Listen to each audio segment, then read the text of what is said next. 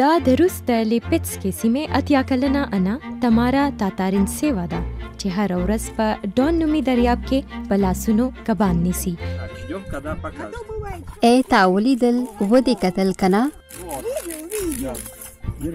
خو د پتلون نه میان ویستل اسان کار نه دی.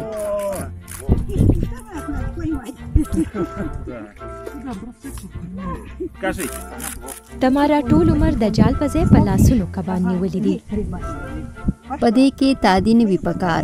اول به ته مایې صحیح کړې، بیا به یې د سیند غاړې ته بوځې، بیا به یې وټپې او په ارامه به یې ونیسې. کب به له سر سره نږدې ونیسې او په جال کې به یې واچوې. وروسته به بیا په بل کب پسې شي. اتیا کلنه تمارا د ښکار یوه برخه ګاونډیانو ته هم ورکوي. تمارا په اتیا کلنۍ کې یوه ښه لامبوزنه ده. زه په اسانه د ډان دریا سر کولی شم.